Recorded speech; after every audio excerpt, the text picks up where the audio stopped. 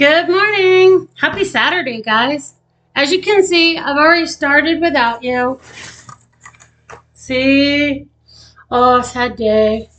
Today we're making chocolate chip cookies. This is what chocolate chip dough looks like. And it's all stuck to the big old spoon. The funny thing is that it just sticks there, right? What is it that makes it stick? Well, you've got flour and you've got fat, which is, in this case, shortening. Shortening is something where a company takes oil and they run it through a mixer. It's a really big mixer. And then they put it into these little packages. They put it into a mold. A mold is a shape. We could have this as a mold. It's just a little cup. It would come out looking like that. Mold can be square, can be triangular. Cheese comes in a triangle shape. Shortening is put into a mold and then it cools off. And when it cools off, you get this big stick that looks like butter. So I use the Crisco kind, and it comes in this package. It's got some metal foil on top, and I peel it away, okay? And then I can leave it on or take it off.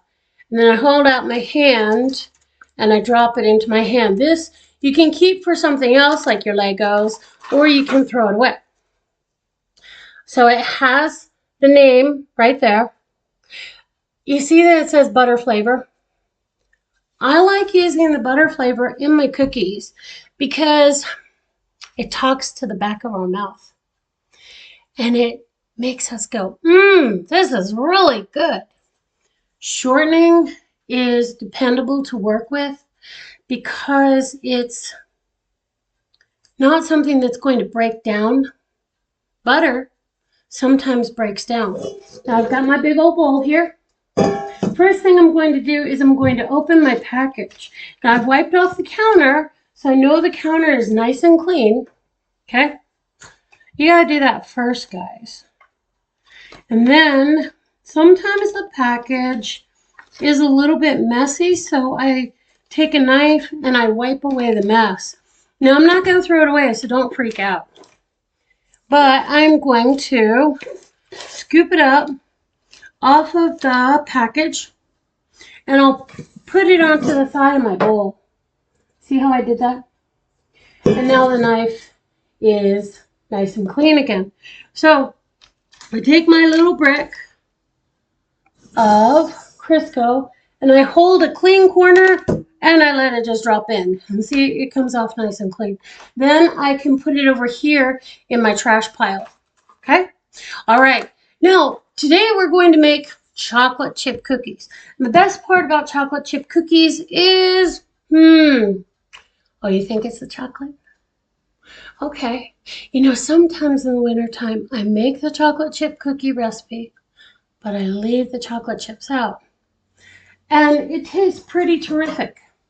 All right, this recipe is called Gracie's chocolate chip cookies. Gracie is me. Sometimes if I have 5 recipes of the same thing, what I'll do is I'll look at all the recipes and make one recipe and throw the rest away. That's a nice thing to do because it keeps my recipe box nice and clean, and I know this one is going to work. All right, looks like I forgot my fork. So let me go over and get one. Now, it's still hot outside, so you see me still wearing this nice, comfortable dress. In a few weeks, it's going to get cold, and we're going to want cold weather foods. But for now, chocolate chip cookies are just right because there's a holiday coming up on Monday. Now, the reason I need my fork is because we want to break our eggs into our container, which is this bowl. And we want to beat them just a little bit. Remember how I do that. Now I want to show you a couple things. You know, we live in a community where some people have chickens and some people don't. When you go to Walmart or Safeway or King Soopers, you can buy eggs in a box and they almost always come white. But sometimes you'll find some that say brown eggs. Well, does that mean I'm getting it from a brown chicken? And do white eggs come from a white chicken? No. We have, just like we have lots of different kinds of people, we have lots of different kinds of chickens. They're called breeds. So where you and I are called the human breed, I might be from, my genes say that I'm from Alaska. Yours might say that your family came from Europe. Or yours might say that your family came from Africa. Those are how we're made, right? Chickens are the same way. A brown chicken will have a baby that's a brown chicken. A white chicken will have a baby that's a white chicken. And they're all chickens. Now, here we have this nice egg. It's not quite white. It's more like off-white. It has a little bit of blue in it. This is a nice brown egg. And earlier I made some. This one's a blue egg. And this one is a brownish blue egg. It's kind of pretty. On the inside, it's blue. On the inside of this, it's blue also. Now here's a kicker, okay? These came from Grandma Harold. And she was so nice to give those to me. I use them just like store-bought eggs, okay?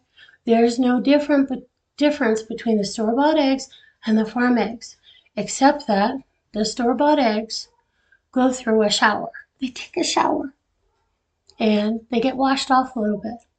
Grandma's eggs have been put right into a box and given to me. Okay, if you're going to crack your egg, hold it on the ends like this.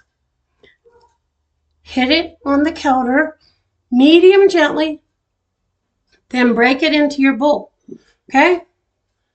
All right, I will show you. I'm breaking it. How about I do it one more time? There we go. And see how it's all crackly? Now what I can do, I got my bowl right here, okay, so don't freak out. I can just pull the sides away gently right here where the crack is. You see that crack? It's getting bigger and bigger and bigger and bigger. And I landed in my bowl. Now I'm going to put these aside so that I can throw them away later, or I can smash them up, put them in my garden. Now I take a look and I see, it looks like we got a nice clean egg here, except that something got in there, so I'm going to take that something out. And there we go. You don't want anything in your egg that's not supposed to be there. And every so often, honestly, you might get something. That's why we always break it into a cup or a bowl first. Now I'm going to pop it into my big bowl. Whoosh, and I'm going to do it again. Hold it on the edges. Hit the counter. Put your fingers in and pull away. And aim for the bowl every time. Let it drip a little bit. And then you're going to take the egg and you're going to scoop the other drip and you're going to put it into your trash pile. Okay? Now, I always have a towel right here to wipe my hands. But after you do eggs, honestly, it's a good idea to wash them. So, I'm going to come over here, get some soap, and wash my hands. Now, there are no egg particles on my hand. When you take one product and it messes with another product. That's called cross-contamination.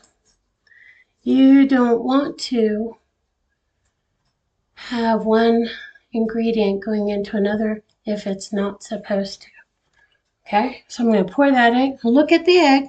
It looks good. I'm going to pour it in. Splash. And put my eggshells into that bowl, and that'll be my trash pile.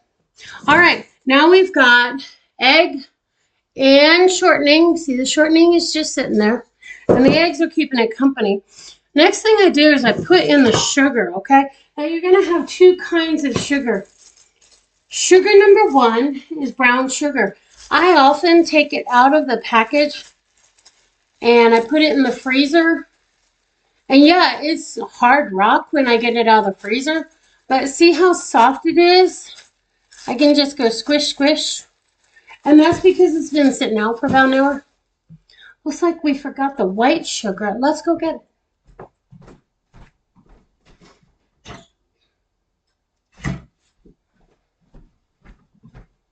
Shame on me for forgetting the white sugar.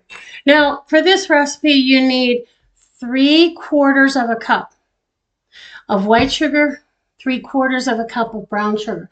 You have both sugars because the brown sugar is super, super sweet.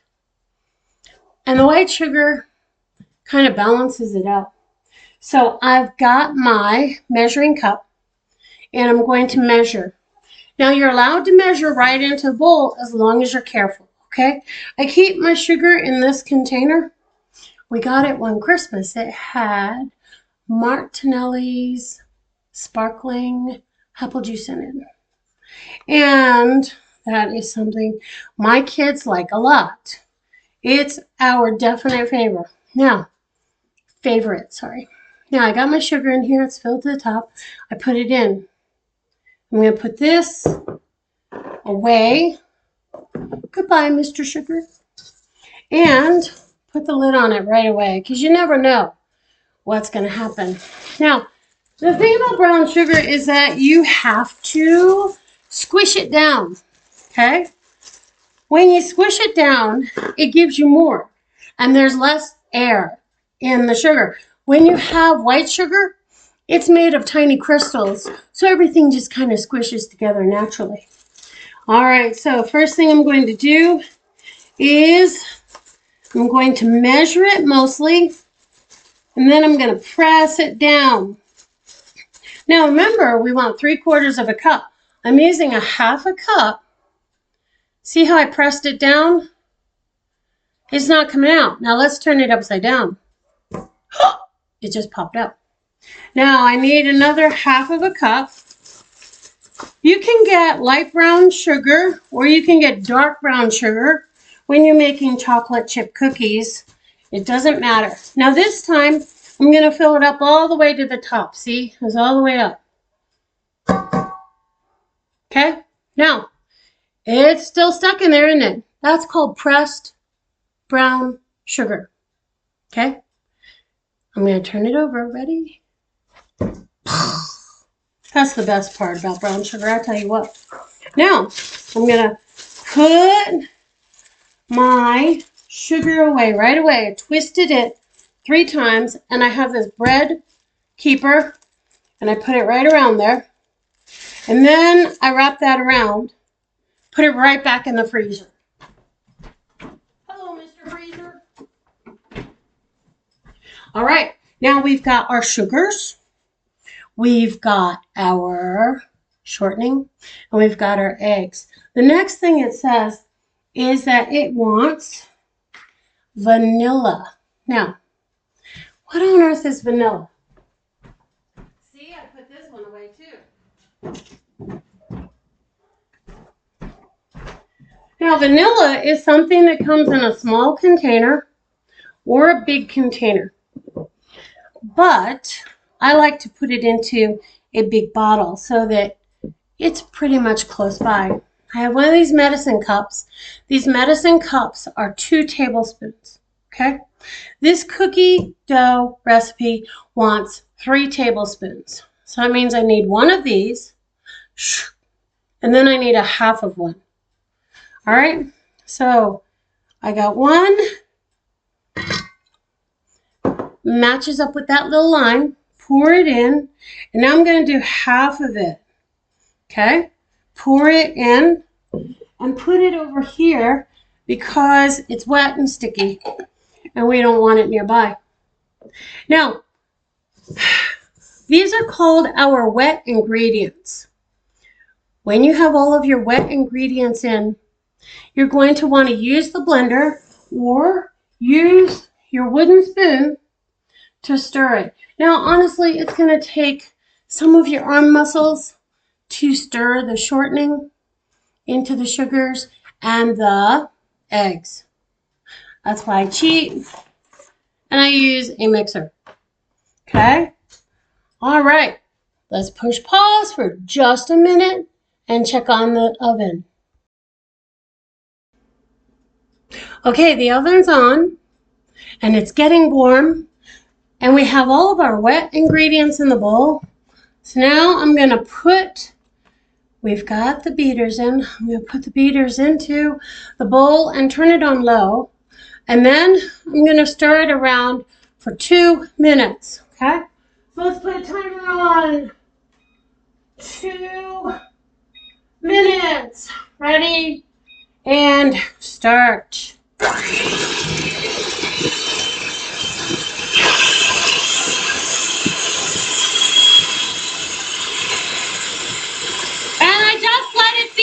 That's it. It does all the work for me.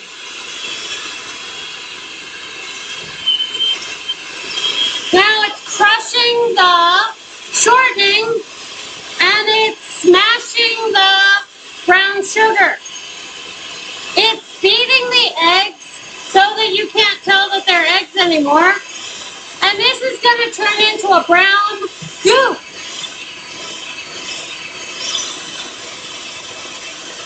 So, I keep it going and I move my mixer around, then I go in the middle 2 times and around, middle 2 times.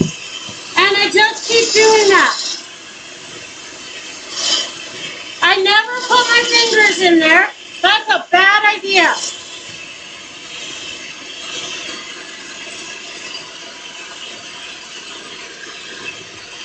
Okay, that's 1 minute. And I don't do anything else while I'm doing this. I pay attention to this.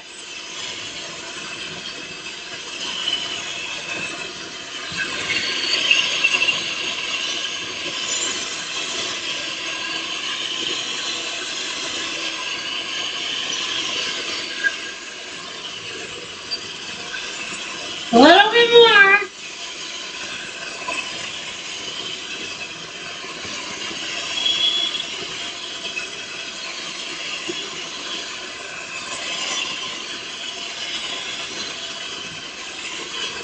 Okay, ready? 3, 2, 1. So first thing I do is I lift it up just a little bit, and that way most of the junk comes off. I can tap it on the side and the rest of the batter comes off. And then I set it over here so that I don't drop it or don't get it down my shirt. Turn off the timer. This is what it looks like. See, it moves a little bit. Okay? The next thing you're going to want to do is you're going to want to put in your flour. Now, the flour is going to be 2½ cups. Now, remember that ½ cup measure? We can use that for this. We're going to put the flour directly into our batter. Okay? So I'm pushing the batter away, and I'm getting the bag of flour. Now, I have my knife here. Remember, it's a butter knife. It's not a sharp knife. I have my knife here, and this edge is what I'm going to use to scrape away the extra back into the bag. Okay? So, best way to do this is you take your spoon and you scoop it into the what? Measuring cup. That's right. Okay? But what I do is I hold the bag the wrong way, okay? I put the cup in, and then I pour some flour over it. Now it ends up into the cup. I'm going to take my knife, and I'm scraping all the extra off. See how I scraped the extra from one side?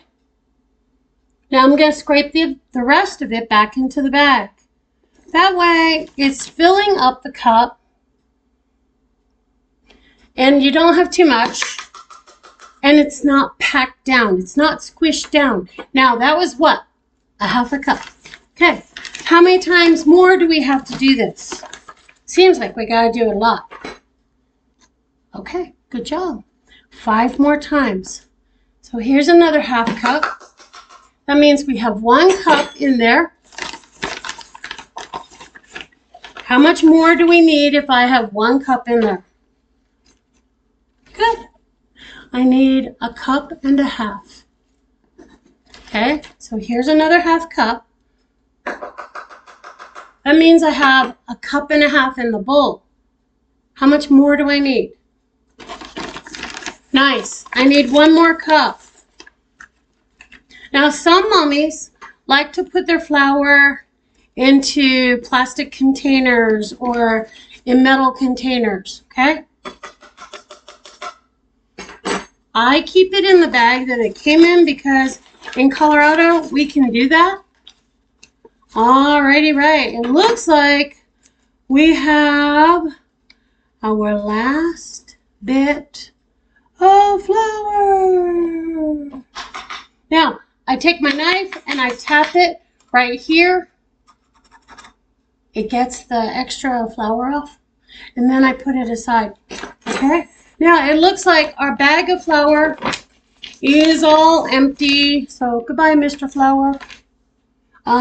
Where's my trash pile? My trash pile is here, isn't it? So, put it in my trash pile.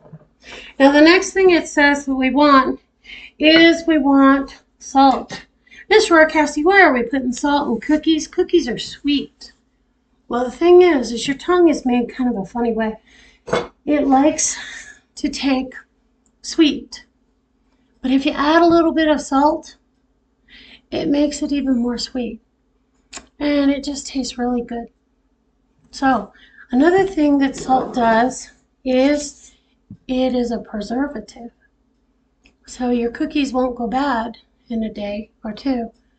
They'll stay fresher longer. Now, you can't abuse your cookies, you know, like leave them where your dog's gonna lick them. But they'll make them last a little longer. Okay, so we've got our flour. Next, we want something called baking soda. Now, baking soda is kind of a funny thing. It is, I got this from the international store. Okay, usually it comes in a box about that big, and it's made by a company, and it's called Armour's Baking Soda. It's a little yellow gold colored box, and they've been making it for a long, long time, and that's called leavening. It's the thing that makes your cookies rise. It's what makes your cakes rise. And so that's what we use. Now I keep mine in a container so that I know that's my baking soda. All my kids know that you don't open this expecting to get tea out of it because you're going to get baking soda instead. I've been using this for a long time. It makes me happy. That's why I use it. All right, so the recipe says 1 teaspoon. Right there. It says 1 teaspoon of baking soda. So does that mean that much? No. We have to do the same thing with this that we did with the flour. We have to use our knife. Wow, I'm making a mess. And we have to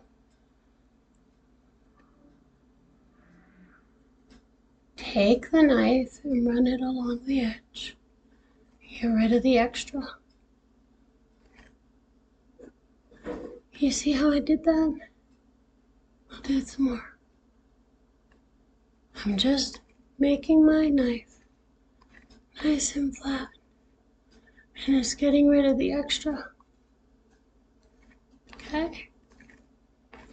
You don't want too much baking soda because it will mess up your cake. It'll mess up your cookies.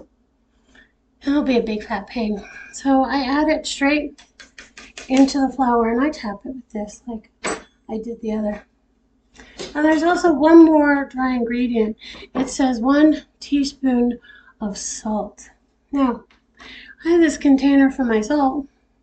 So if I want to, I can just stick it in there. Except it doesn't fit. So I pour it into here. Here's my salt. And I can scoop it up. Or I can pour it from here into here. But don't do it over the bowl. Do it over someplace safe, like a lid or a napkin or the counter. All right, now I got my salt. It's nice and even. See? And I sprinkle it over it. First thing I do is I put the lid back on the salt. Now, why is that important? Because if you spill the salt, it's going to be a big fat mess. Oops, sorry about that. It's going to be a big fat mess. So we don't want to do that. Now, we used the mixer before. We can't use it this time. We have to take our wooden spoon. Metal spoons hurt. Plastic spoons break. You can get a metal spoon. You can get a wooden spoon at Goodwill or at the thrift shop. They have them at the dollar store.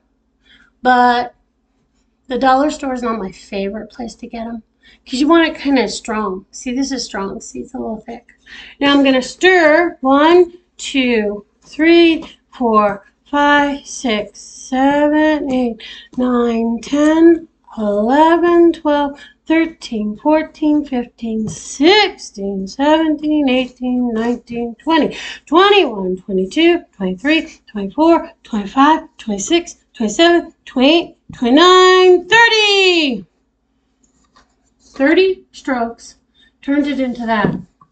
It's not a mess, but now because most of the flour is gone, I can wipe off the spoon.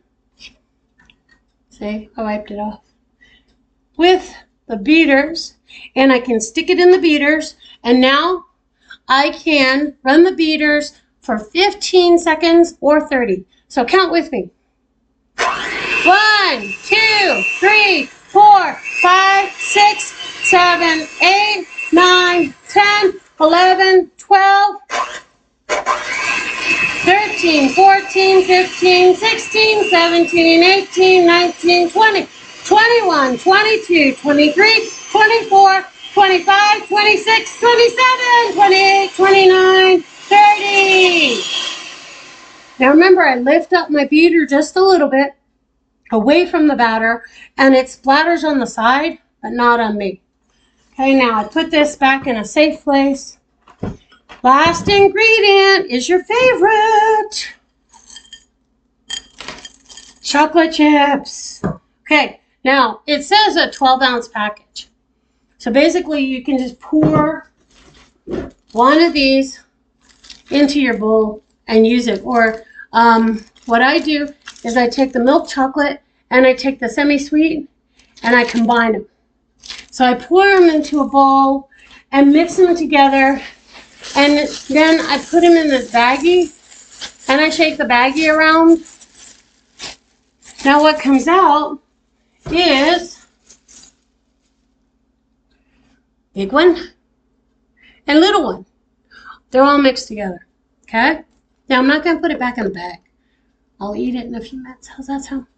Alrighty, ready. Now, pour into the, good job. Okay, so all I did was throw it in. Now I'm going to take my wooden spoon and I'm going to count to what? 30. 1, 2, 3. Oh, and I got to hold it like this because I'm going to squish and pull. Down and pull. 1, 2, 3, 4, 5, 6, 7, 8, 9, 10, 11, 12, 13, 14, 15, 16, 17, 18, 19, 20, 21, 22, 23, 24, 25, 26, 27, 28, 29, and 30. See, they're all mixed in now. The next thing I'm going to do is I'm going to get my baking sheet. Now see, I already used it once.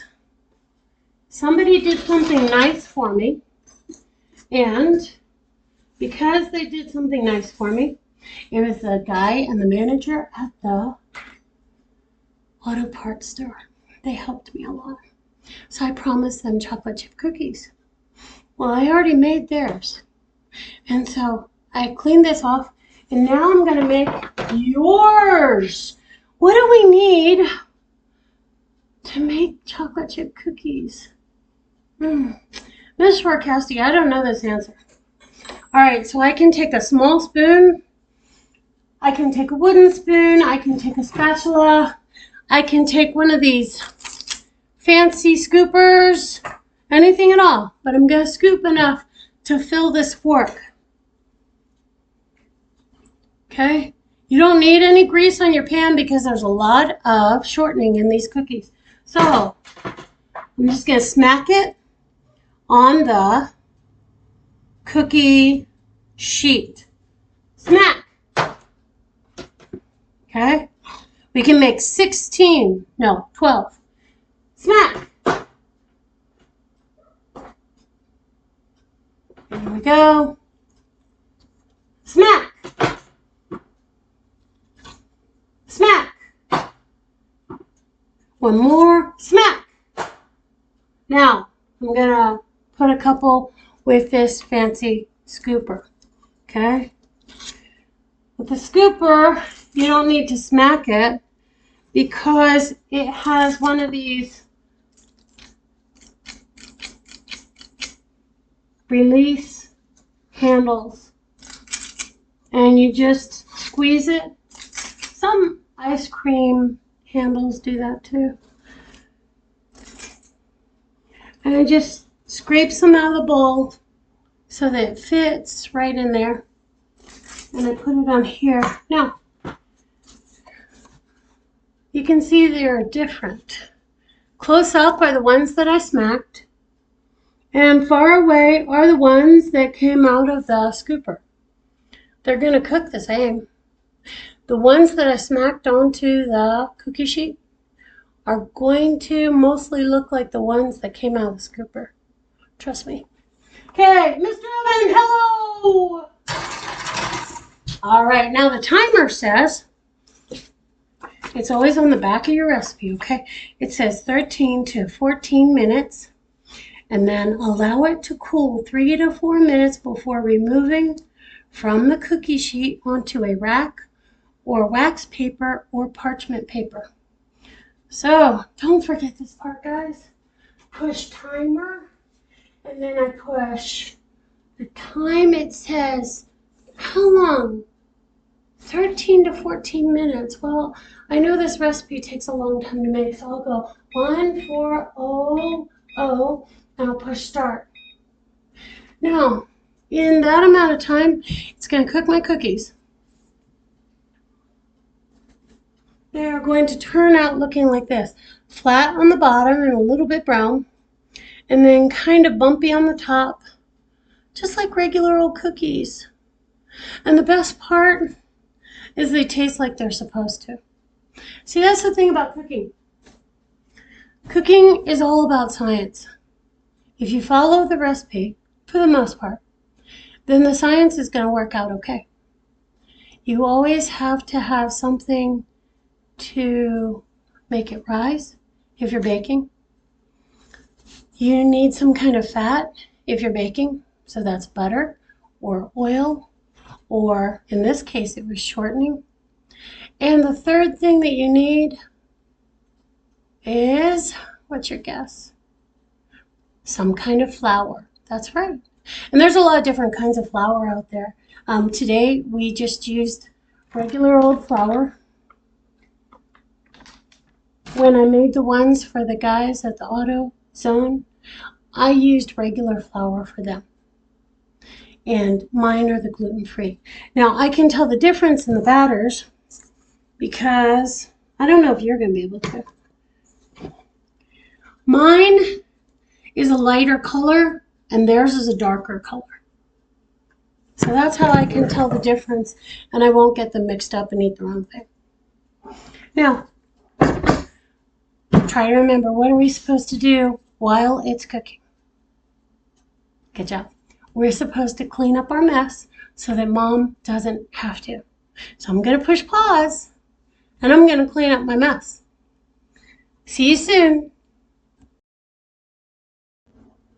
Okay, timer's getting ready to go off. I've got my pot holders. Never take anything out of the oven without your pot holders. I've cleaned up my mess. I've put away all the ingredients, washed my dishes, wiped off the counter with a chemical. So now the counter is ready for me to make dinner on or to put the mail on. You ready for the beeper? All right, here we go. 7, 6, 5, 4, 3, 2. There you go.